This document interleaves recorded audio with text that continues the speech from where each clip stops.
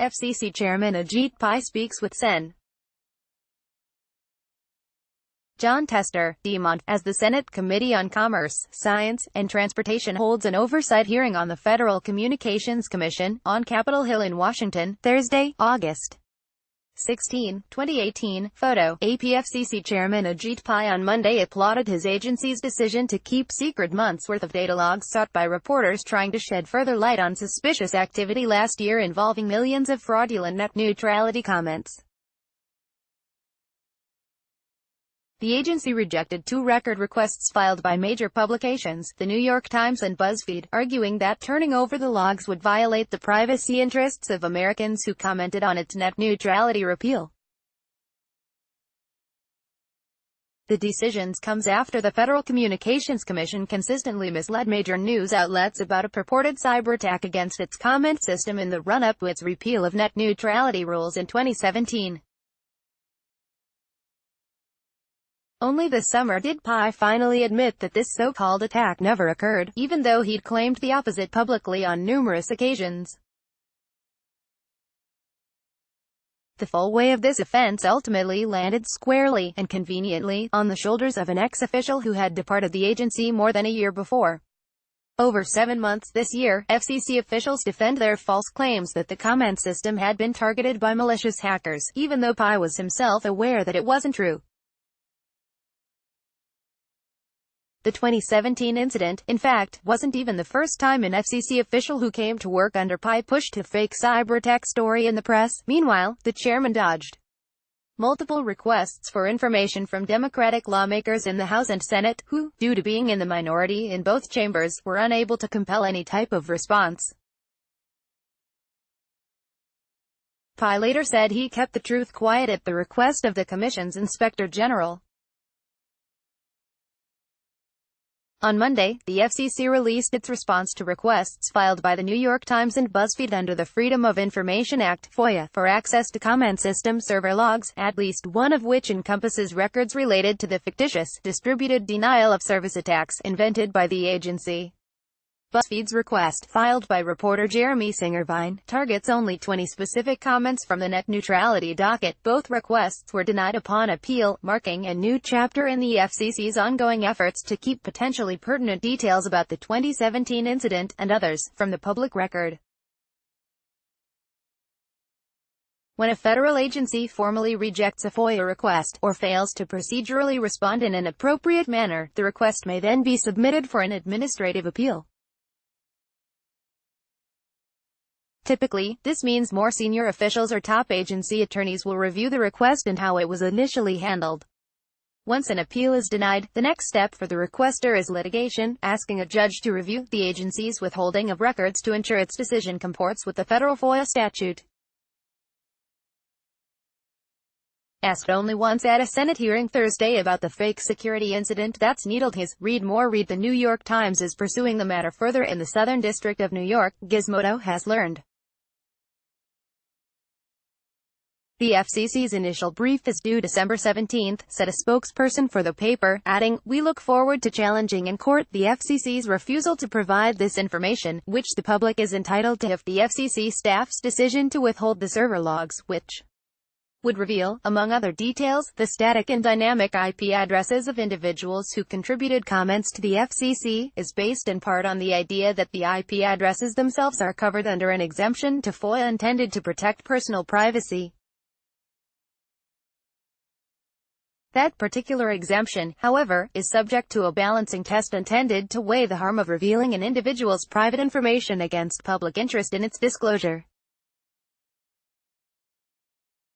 Courts have found certain information may be worthy of disclosure even if it might otherwise be rightfully withheld under the personal privacy exemption, if that information might be used, for example, to shed light on an agency's performance of its statutory duties or otherwise let citizens know what their government is up to, according to case law. More recently, the D.C. Circuit found that public interest may be assessed by examining substantial record evidence of media reports from credible news agencies. Notably, the comment system issues at FCC have been widely reported on. See here, here, here, here, here, here, here, here, and here. And the chairman himself has admitted before Congress that he was misled by his most senior technology official, an allegation that, in FOIA parlance, raises questions about government integrity which may affect public confidence. What is the Federal Communications Commission hiding? The FCC also withheld the logs under another exemption that can be applied to records compiled for law enforcement purposes. The reasoning provided by the FCC, which seems fairly dubious, is that the comment system has a rational nexus to the Commission's law enforcement functions, and that releasing the logs might encourage attacks not only against the comment system itself, but more sensitive Commission systems that are directly relied on by the Commission in carrying out its law enforcement and national security functions. In effect, the FCC is arguing that releasing the logs might somehow tip off malicious hackers with a way to infiltrate sensitive FCC systems. Further, the agency's rejection notice states that the information deemed sensitive is not segregable, meaning it cannot simply redact portions of the logs and safeguard the privacy and law enforcement interests it has asserted exist. Beyond the FCC's false statements to Congress and the public, however, are other considerations that might compel a judge to order the server logs be turned over. The New York Times may or may not be specifically investigating the fake cyberattack, though the server logs do overlap with that incident, but the claims that 500,000 comments about net neutrality were submitted with Russian email addresses. In his appeal, Times reporter Nick Confessor cited a reporting interest in determine whether cloud-based automated bots are being used to influence an array of U.S. political activities, including the agency notice and comment process. Moreover, BuzzFeed's Singer Vine argues that the IP addresses he's requested access to would not actually violate the privacy interest of the Americans whose names are attached to them because the agency itself has acknowledged that the comments are fraudulent. An investigation by the Federal Communication Commission's own Inspector General officially refutes. Read more. Read in a March 6 op-ed for The Washington Post, FCC Commissioner Jessica Rosen-Worcel wrote that, in the course of its deliberations on the future of Internet openness, the agency logged about 500,000 comments sent from Russian email addresses. It received nearly 8 million comments from email domains associated with fakemailgenerator.com with almost identical wording. In a statement to Gizmodo last year, Rosen-Worcel said, to put it simply, there is evidence in the FCC's files that fraud has occurred, and the FCC is telling law enforcement and victims of identity theft that it is not going to help, referring to PI's refusal last year to cooperate with state investigators probing the fraudulent comments, some of which bore the names of U.S.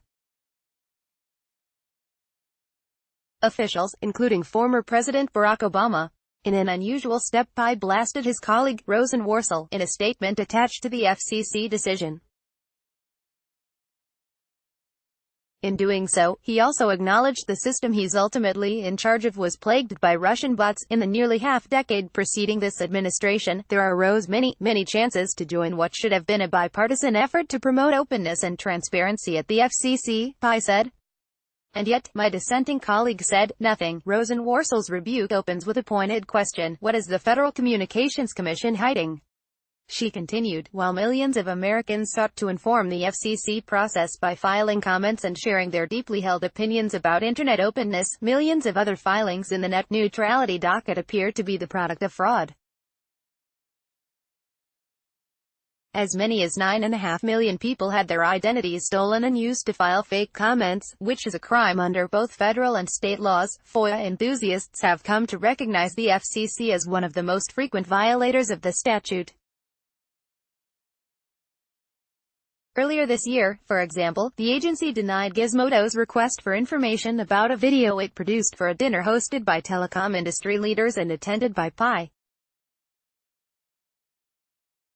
Releasing information about the video, a skit in which Pai joked about colluding with Verizon to repeal net neutrality rules, would harm the agency, it said, citing, improperly, a FOIA exemption intended to protect the deliberative process that takes place while government decisions and policies are formulated. Under FOIA, there are no exemptions intended to protect federal agencies or senior officials from public embarrassment. But since taking control of the agency in early 2017, that's exactly how the FCC has behaved. Hopefully, the judge handling the New York Times case won't help Pai and his cronies continue to abuse the law.